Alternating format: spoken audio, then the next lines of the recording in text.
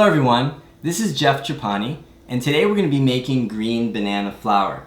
As you can see, it looks like any other flour, rice flour, wheat flour, but it's much better because it's gluten-free, it can be used raw or cooked, it's loaded with iron and potassium, and it has about 65% resistant starch.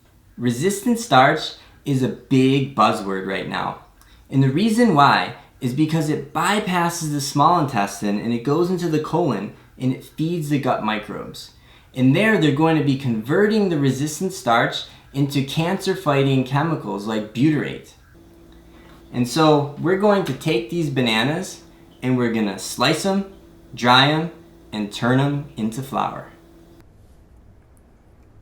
The first step in making the flour is to rinse off the banana. Just make sure it's clean.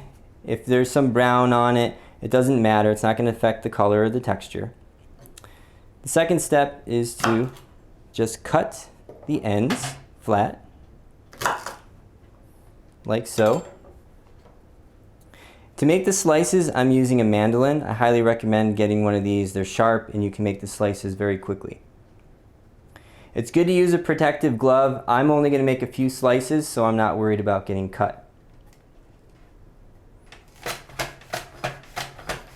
Eventually you'll just get into a groove and you can do these very quickly. Alright, so let's look under here and you're going to see some beautiful slices. They're pretty thin. This is perfect. You're going to now put them on the dehydrator tray.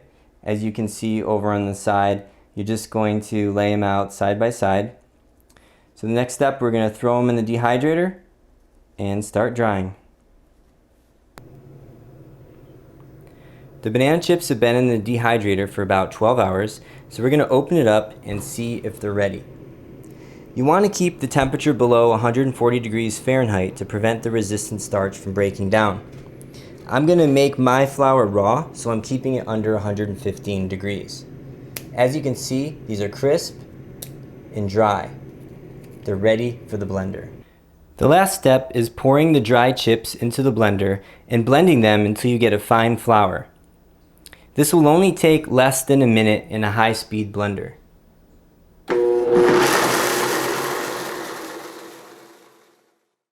So there you have it, green banana flour. It's gluten-free, cheap to make, and has health benefits not found in any other flour. And how impressive would it be to tell people that you made flour from green bananas from your garden or from the grocery store?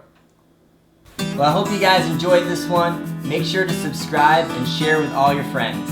Take care, and I'll see you in the next one.